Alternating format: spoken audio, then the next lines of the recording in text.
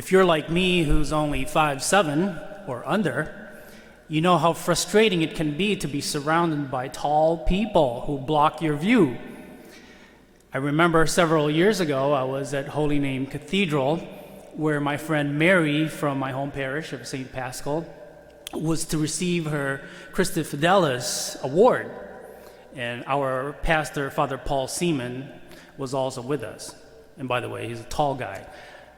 The problem for Mary and me was we were short and seated way in the back, so we could barely see what was happening up front. I was getting a little irritated because I knew at any moment now that she was going to get called to the front to receive her medal. And I wasn't going to be able to savor that special moment and capture it on camera. But I did. Much to Father Paul's chagrin, I boldly made my way to the front and captured that once-in-a-lifetime moment with my iPhone. I got the money shot, so to speak, as the saying goes.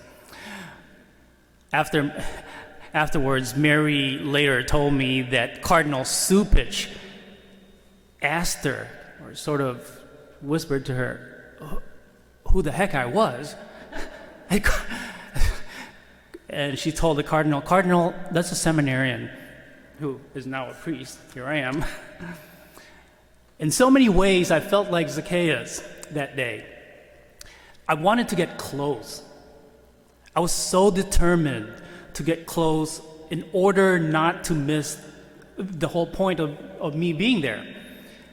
Likewise, Zacchaeus was determined to see Jesus and would let nothing stop him. If we want to experience the love of God like Zacchaeus did, we too have to get close enough to experience it. Just imagine the excitement that Zacchaeus was feeling, knowing that this guy, Jesus, welcomed tax collectors and sinners like him. So he climbed that tree because he was so moved to reach after the love of God. He did that. He climbed that tree, that sycamore tree or mulberry tree. It's a love that is immeasurable, unmistakable, and unending.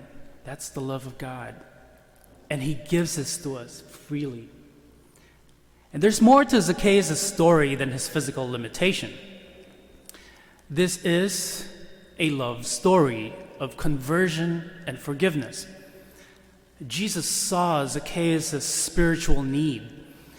He looked past the shrewd dealings of this vertically challenged tax collector, who for years had cheated and swindled people out of money. We see Zacchaeus' need for a new life in Jesus Christ.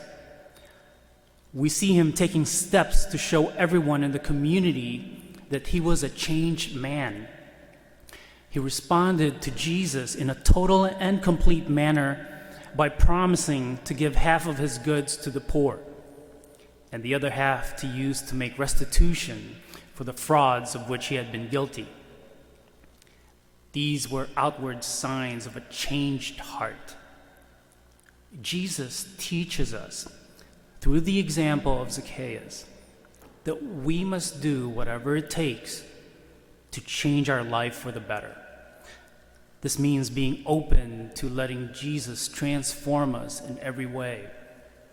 It means taking measures to right the wrongs that we have done to ourselves and to others. Taking measures in our lives in a more Christ-like way, in other words. Taking measures to seek the good in others and reach out to them. And never look down on others who might be lost, the way the crowd looked down on Zacchaeus, a repentant sinner, as though he was beyond saving. Because no one is beyond the power of God's hand to redeem. No one.